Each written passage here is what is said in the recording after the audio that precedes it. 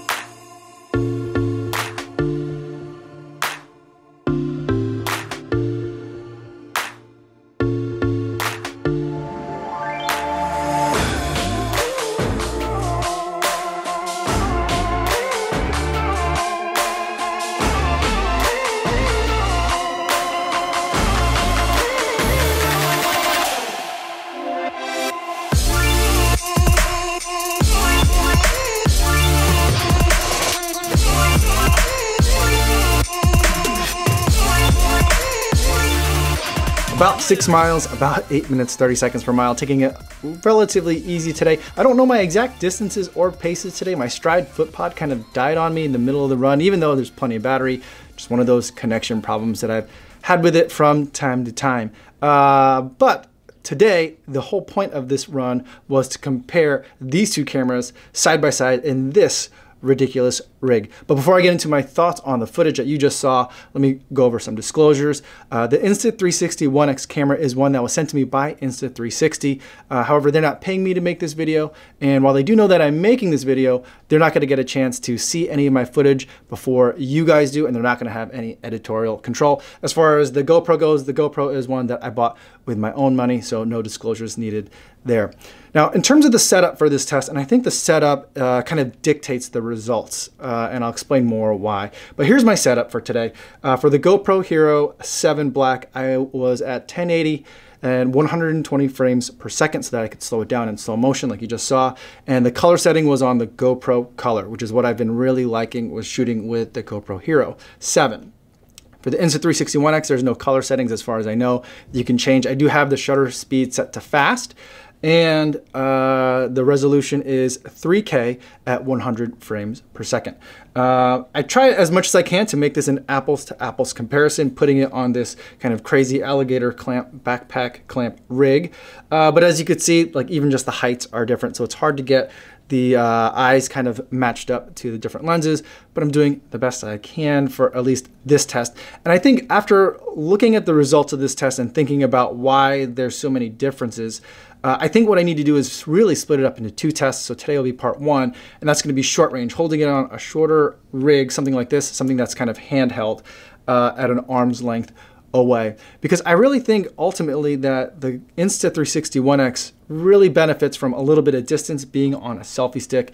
That's where some of the more fluid movements that you guys have been seeing over the last couple of videos have really been impactful and have been very exciting to watch and very different from what I've been able to get you on the GoPro when it's just on this alligator clip by itself. And so that's something that's going to be coming up over the weekend. I'm going to be putting both cameras each on a selfie stick and doing a ridiculous run down the Chicago lakefront that way.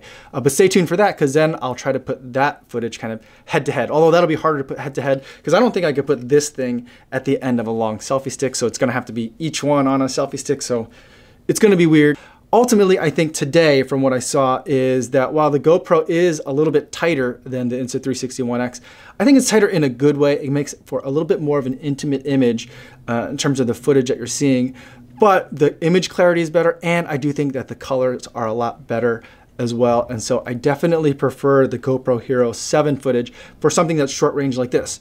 And that's important for me because when I go to a race and bring an action camera with me, I don't want to put it on a selfie stick just because, number one, I'm afraid that I won't be allowed to race with a selfie stick. And number two, I'm still racing. And so I want to go fast. I want to be as light as possible. If I'm going to go on something that's really handheld, I know that I'm going to have to bring the GoPro Hero 7. But for any other run where I have a little bit more flexibility, a little bit more room, I'm not worried about bumping into people, I think I like having the Insta360 One X on a longer selfie stick so I can do that, just because the flexibility that I have and the amount of movement and the way that the camera can pan so smoothly when you're working with something like a 360 camera like the Insta360 One X, I think adds like a nice second dimension. It's almost as if I have not only a drone following me, but a drone that's piloted by an expert pilot, which I certainly am not. And none of the follow features that I've been able to see on any of the DJI drones or any other drones are really quite able to keep up. And so the GoPro Hero 7 definitely won this round, but this test was about making the Insta360 camera footage look like and behave like a GoPro. Next test will be making the GoPro try and keep up with the Insta360 One X. So we're kind of gonna compare strengths versus strengths. I don't think side by side is necessarily best, but you know, it's something that I do think that is useful in terms of another data point for us to kind of examine as we're deciding which camera we should get. So if you have any questions about the setup for today or how I decided to shoot things, feel free to leave them in the comments. I'd love to talk to you guys about it down there. I did put some of this footage on Instagram yesterday on my Instagram story to see which ones you guys like better. And overwhelmingly, out of 225 votes, most of those, like 70-something% of those votes were for the GoPro. So I'd love to hear your guys' thoughts today on the footage that you guys just saw. Which do you like better, the Insta360 One X or the GoPro? I have an idea which one you're gonna like, but I think before we can make a final conclusion, we do have to see that other test, which will be coming up in the next week, so stay tuned. But before I go, I want to talk about the charity runner for the week.